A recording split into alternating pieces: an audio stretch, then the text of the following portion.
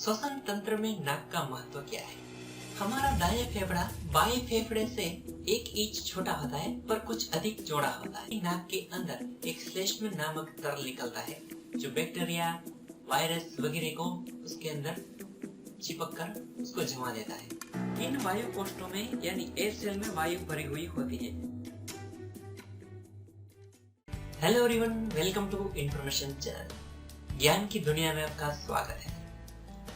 स्वस्थ रहना, निरोगी रहना किसे अच्छा नहीं लगता है, पर ये बात भी सच है कि सभी लोग स्वस्थ नहीं रह पाते। इसीलिए दोस्तों, मैं आपके लिए एक वीडियो सीरीज लेकर आ रहा हूँ जो आपको स्वस्थ रहने में मदद करेगा।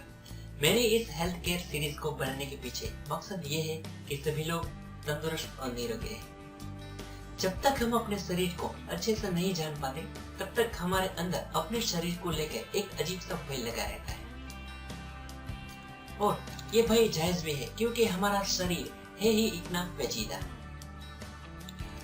पर मेरी इस वीडियो सीरीज को देखने के बाद आप अपने शरीर को अच्छे से समझ सकेंगे, कैसे हमारा शरीर काम करता है, कैसे हमारे महत्वपूर्ण अंदरूनी अंग एक दूसरे से जुड़े हुए हैं, कैसे इंटरलिंक्ड है और किस तरह से ये व्यवहार करते हैं। ये जानने के बाद आप भी अपने शरीर के अनुरूप किस प्रकार व्यवहार करना, ये भी अच्छे से जान पाएंगे। तो चलिए मेरे साथ इस तंदुरुस्ती के सफर पर। श्वसन तंत्र। जिंदा रहने के लिए सबसे जरूरी होता है सांस लेना। अगर हम सांस नहीं लेते तो तुरंत ही मर जाएंगे, और अगर हमारी सांस लेने की प्रक्रिया में कोई रुकावट आती है तो इसके गंभीर परिणाम हो सकते हैं। इसीलिए जरूरी है कि हमारा श्वसन तंत्र ठीक रहे। श्वसन तंत्र के अंग नाक, सांस की नली, फेफड़े और उदर पटल। श्वसन तंत्र में नाक का महत्व क्या है? हम चाहे तो मुंह से भी सांस ले सकते हैं, पर नाक से श्वास लेने के फायदे क्या है कि नाक के अंदर छोटे छोटे बाल होते हैं जिसमें डस्ट वगैरह फंस जाता है। साथ ही नाक के अंदर एक श्लेष्म नामक तरल निकलता है जो बैक्टीरिया, वायरस वगैरह को उसके अंदर चिपक कर उसको जमा देता है, और इसके जरिए हम इन्फेक्शन या एलर्जी से बच सकते हैं। सांस की नली। सांस की नली के माध्यम से नाक के जरिए आई हुई हवा फेफड़ों तक पहुंचती है। सांस की नली अन्न नली के साथ ही अंदर की ओर जाती है, और सांस की नली में करीब यहाँ पर एक स्वर पेटी आई हुई होती है जिसके जरिए हम अ और ह बोल सकते हैं। ये सांस की नली अंदर जाकर 2 हिस्सों में बट जाती है। फेफड़े। हमारा फेफड़ा 2 हिस्सों में बटा हुआ होता है, या यूं कहूं कि हमारे पास 2 फेफड़े होते हैं।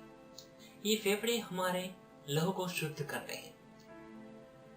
ऑक्सीजन वाला खून शुद्ध खून कहलाता है। जब हमारे लहू के अंदर कार्बन डाइऑक्साइड की मात्रा बढ़ जाती है तो उसे अशुद्ध खून कहा जाता है। जब हमारा शरीर क्रिया करता है तब वो लहू में से ऑक्सीजन खींच लेता है और उसके बदले कार्बन डाइऑक्साइड उसके अंदर मिल जाता है। ये खून अशुद्ध खून कहलाता है। वो खून फेफड़ों में जाकर वापस शुद्ध खून बन जाता है, और उस लहू के अंदर, ब्लड के अंदर ऑक्सीजन की मात्रा बढ़ जाती है। हमारा दायां फेफड़ा बाएं फेफड़े से 1 इंच छोटा होता है पर कुछ अधिक चौड़ा होता है, और पुरुषों के फेफड़े भी स्त्रियों के फेफड़े से कुछ भारी होते हैं।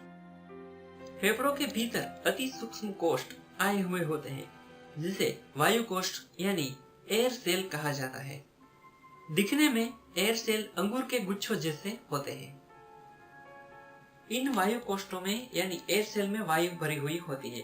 एक बार हम सांस लेते हैं तब एयर सेल में से ब्लड में ऑक्सीजन भर जाता है और कार्बन डाइऑक्साइड प्रश्वास के जरिए बाहर निकल जाता है।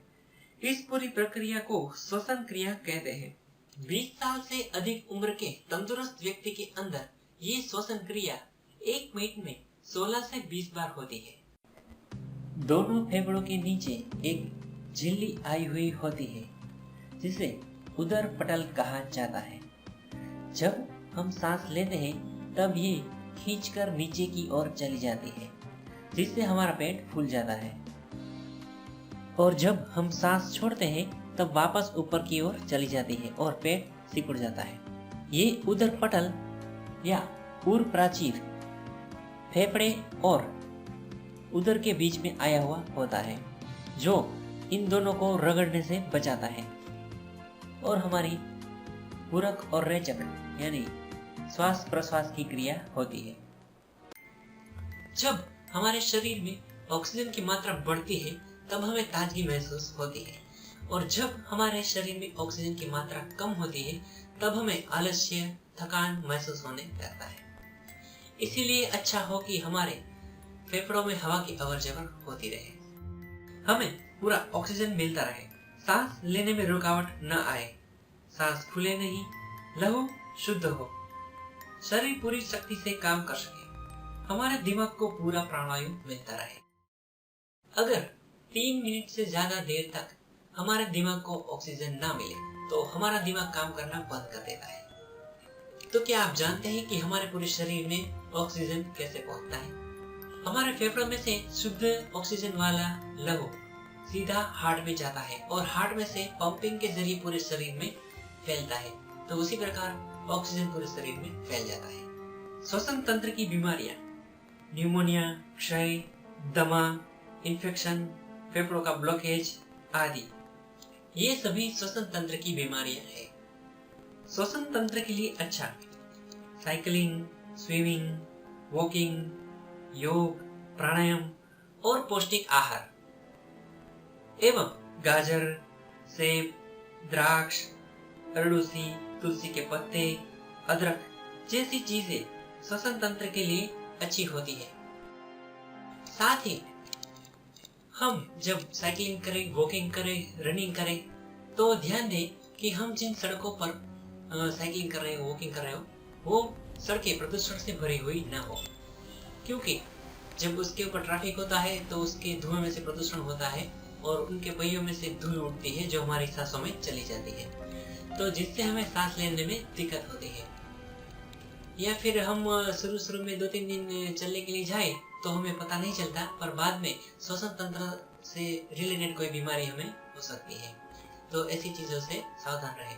और कभी हमें साइकिल पर निकलना हो या बाइक पर रोड पर निकलना हो तो हमें अपने चेहरे पर नाक के सामने कोई रुमाल या मास्क जैसा पहनना चाहिए, जिससे हमें अपने श्वसन तंत्र को सुरक्षित रख पाए।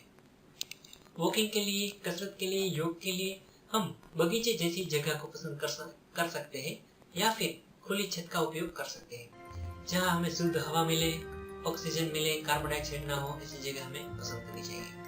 योग तो हमारे श्वसन तंत्र के लिए बहुत ही अच्छा है, क्योंकि योग के जरिए हम उन क्रियाओं को भी नियंत्रित कर सकते हैं जो हमारे शरीर में स्वयं संचालित होती है।